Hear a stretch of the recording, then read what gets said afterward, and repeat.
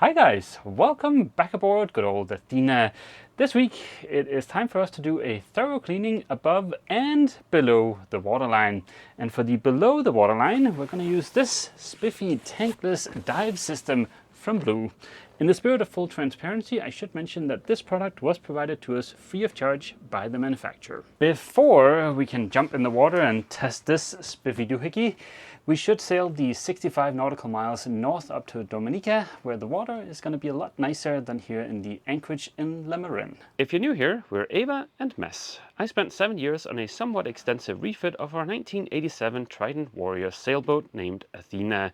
It was an oh glorious sanding extravaganza. We left Denmark and started cruising full-time, sailing down Europe's west coast, and then we had our biggest adventure yet, crossing the Atlantic. Now we're sanding and sailing our way around the world. We leave for Dominica early next morning, but before we do, we figured it might be fun to show you guys a little bit of the area around this marina, because if you're ever in these parts and you need spare parts or to reprovision your boat, this is not a bad place to come. There's a lot of stuff here. Right now we're moored in La Marin, and I thought I would show you guys the marina because it's actually pretty big, and I thought it would be helpful to show you some of the things that you can find here. Like I said, it is a really big marina, and there's two parts to it. There's the newer marina, which we're in right now, and there's the older marina that's just a short walk away. Or you can just grab a mooring ball, which is what we did.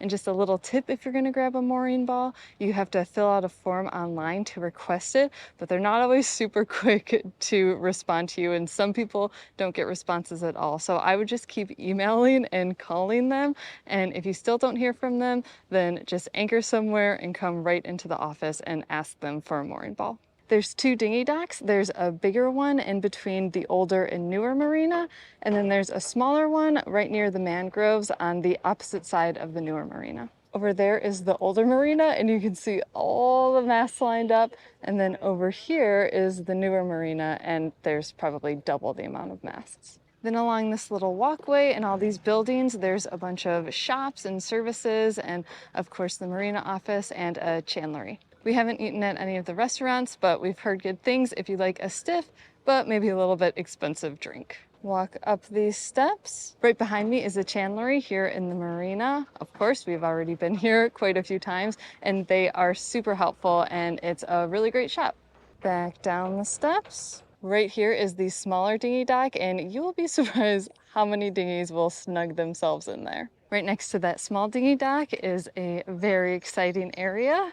Bum, ba, ba, the garbage dump. Once again, you find me talking about the garbage, but this place is so big. There's recycling spots, you can throw away your regular garbage, and there's a spot to put your oil waste. And these things look empty now, but by the end of the day, they are going to be filled. Now we're gonna go back up the steps. I hope you're not getting too turned around right now, because when we first got here, we did get a little bit lost. And down here is the chandlery, and just above it is the marina office.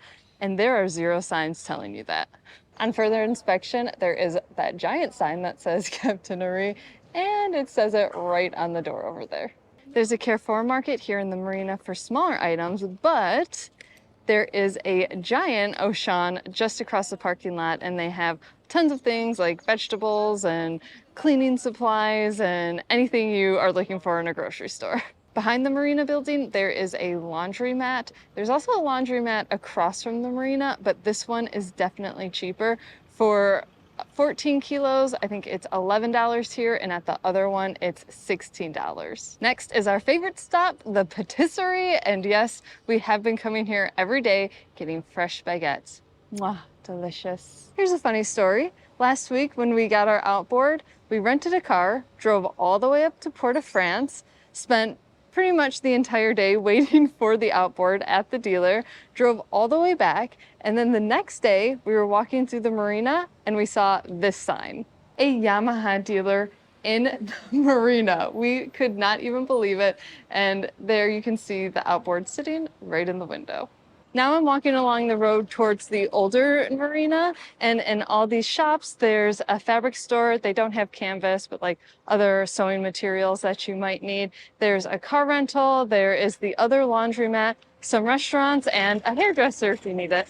Here in the older marina, there are a ton of services, a bunch of restaurants, and another chandlery called Les Ship. From the marina, it's just a quick little 2-minute walk to a cool little market. The Marché Couvert, or the covered market, has a bunch of fresh fruit and vegetables and some local seasonings and spices, and there's also some local goods that you can shop for here. I picked up some mini bananas from the market, and believe it or not, I haven't tried these ones yet. But just a little note that all around the island, we have found that people have been very, very understanding of our very few words that we know in French, and they're really willing to communicate in some way, whether it's hand gestures or them somewhat speaking English and us somewhat speaking French. So everyone has been very friendly and very helpful. As much as we've enjoyed our time here in Le Marin, tomorrow morning we're going to get underway and head up to Martinique.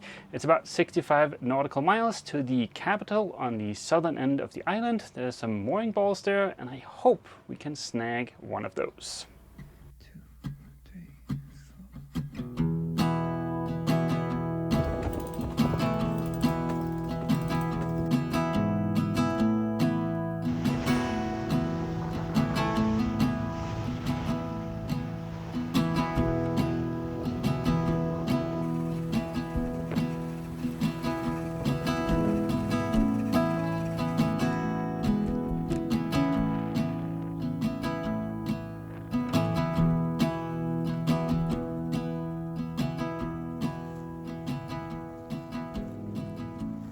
We were successful at getting a mooring ball here at Sea Cat's Moorings in Dominica yesterday, and I'm really glad we got a mooring ball because, for one, it's fairly busy here. The mooring balls seem to be always in use, but also this coast here is not super easy to anchor along. If we take a quick peek at Navionics here, you can see that our mooring ball is in about 30 meters of water, and the drop-off along this coast here is super steep. Meaning that from the coast right in there, which is about a stone's throw away, it's 0 meters of water, and then right about there it's 100 meters of water. We want to leave the boat unattended for a couple of days so we get a chance to go explore some of the island, and when doing that it feels really good knowing that we're on a mooring ball and that this is not a case of our anchor holding on for dear life. And just to be clear, this is not because we're lacking in the ground tackle department. We have 100 meters of chain and a Rockna, I think it's 25, something like that.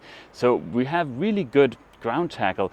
It's just this stretch of coast is not easy to anchor along. We cleared immigrations and customs yesterday afternoon. We just forgot to remove the Q flag, but actually clearing in here was a little bit of a fun adventure, and I believe Ava's gonna make one of those fancy short format videos about that, so I'll include a link for a short or a reel or whatever it's called down in the description.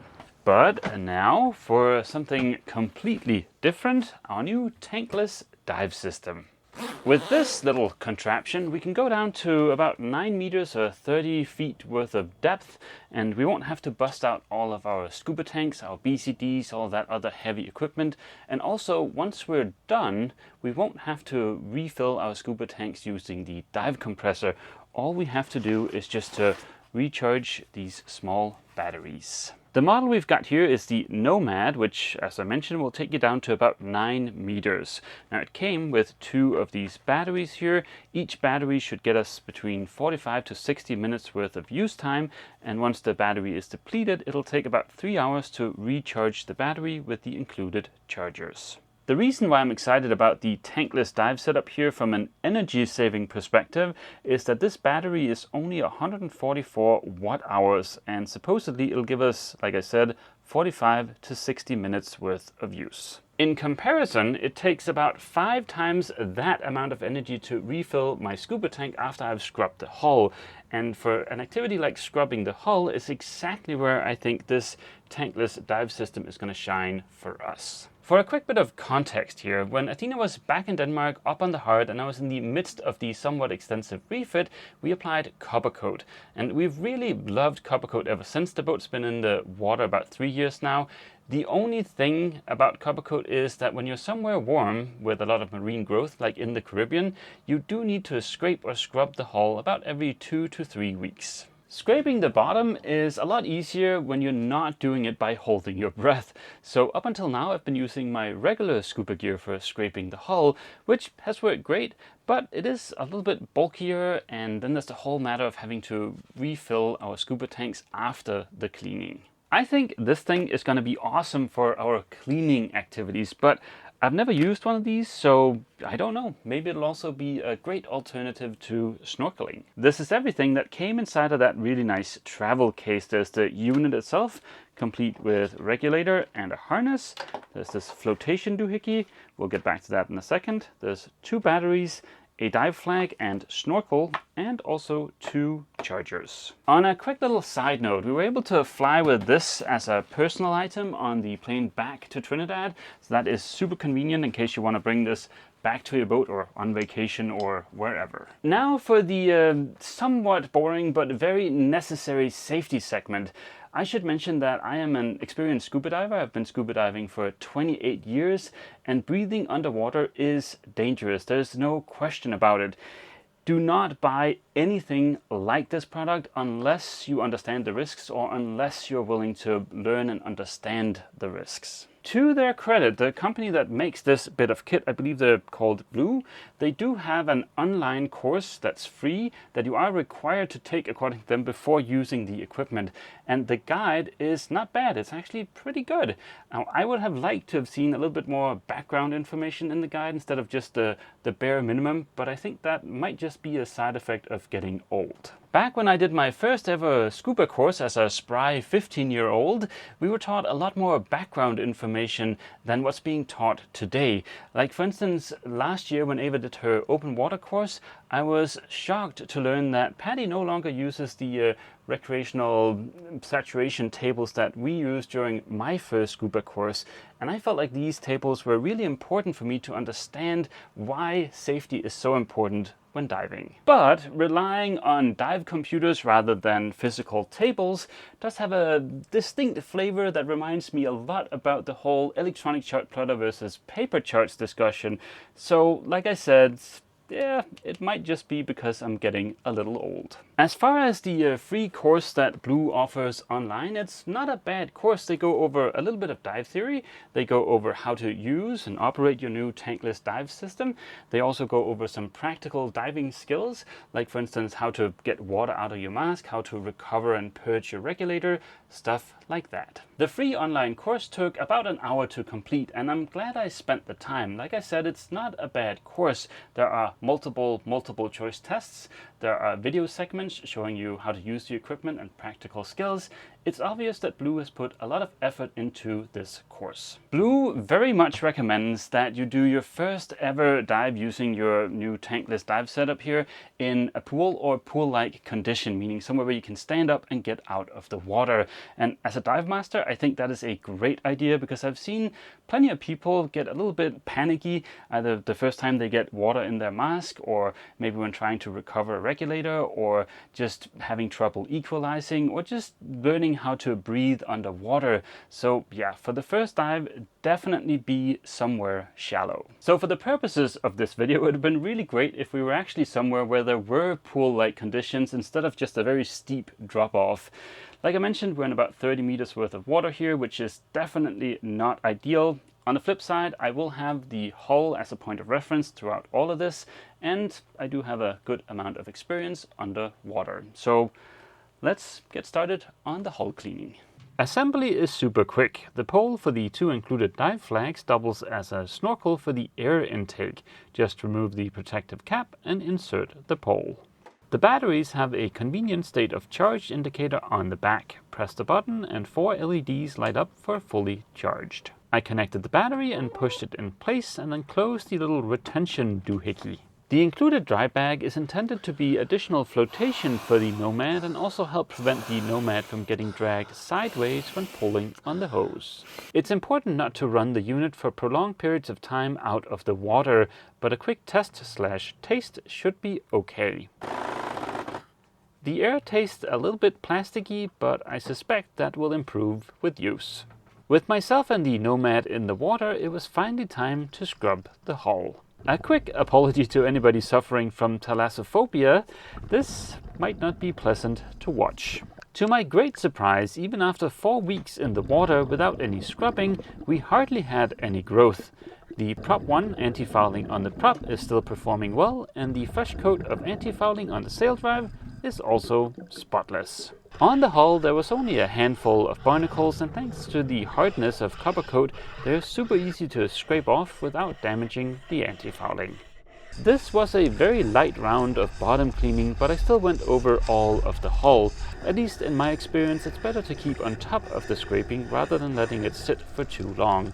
After about 40 minutes in the water, the liveaboard equivalent of mowing the lawn was done. I'm gonna go ahead and proclaim that a very successful hull cleaning.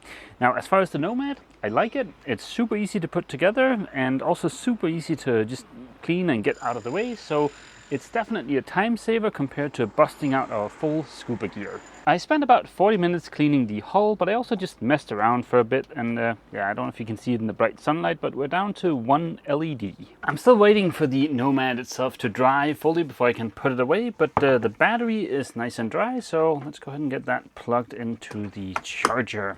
I think we're mainly going to use the Nomad for hull cleaning, but that being said, it would be fun to take it out for a test spin the next time we're near some coral reef or something like that.